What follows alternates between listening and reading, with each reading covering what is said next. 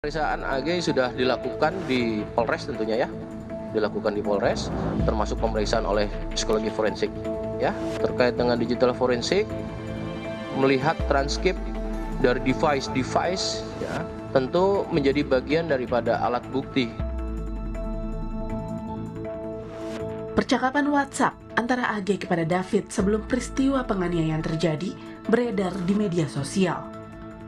Kuasa hukum David dari LBH Ansor, Melissa Anggraini, membenarkan jika chat yang beredar di medsos adalah percakapan AG yang meminta David bertemu dengannya sebelum peristiwa penganiayaan terjadi.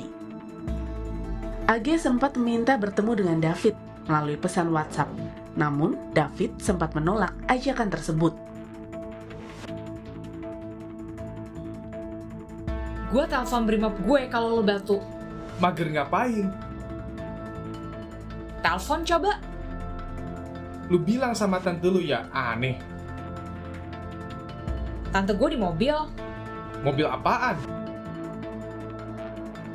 Turun sekarang. Jawab dong.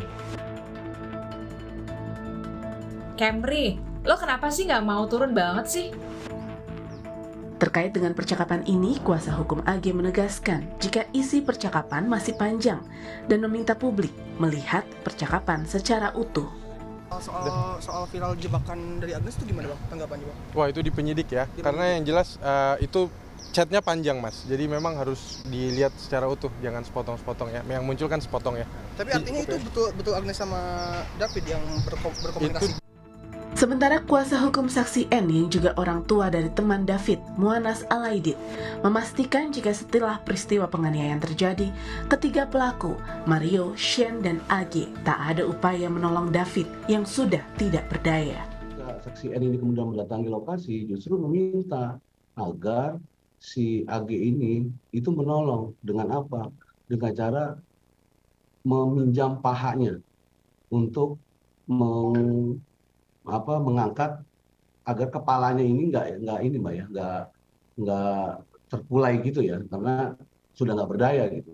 Tapi pada saat itu menurut kesaksian klien kita, dia tuh nggak terkesan menolak gitu.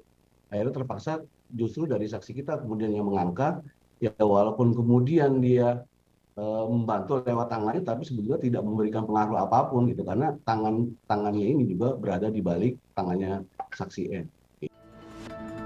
Polisi sudah menjadikan transkrip percakapan di WhatsApp antara AG, David, dan pelaku lainnya sebagai barang bukti untuk proses penyidikan.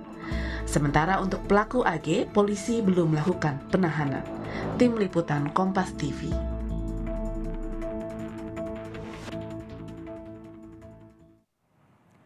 Saksi kunci kasus penganiayaan David Ozora oleh anak mantan pejabat pajak Mario Dandi Satrio meminta perlindungan hukum dari LPSK.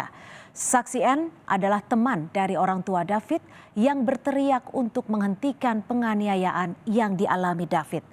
Kuasa hukum menyebut saksi N mengalami trauma usai menyaksikan langsung penganiayaan Mario kepada David.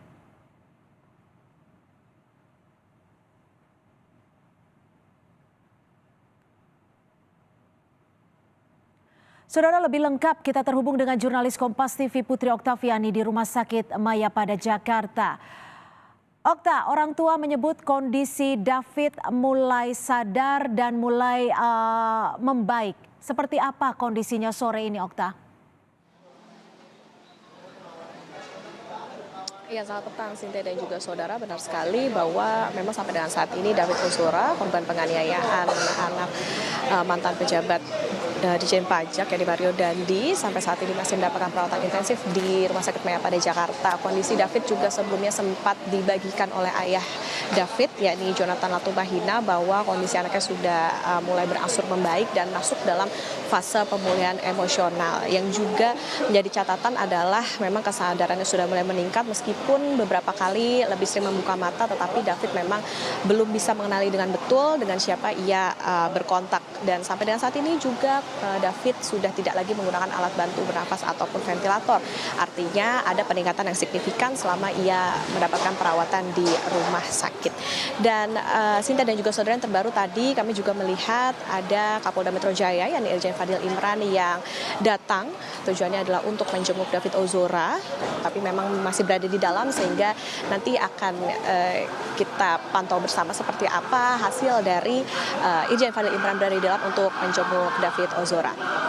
Cynthia. Ya Okta, lalu adakah informasi terkini terkait dengan proses hukum para pelaku? AG sudah diperiksa, apakah akan ada penahanan terhadap AG?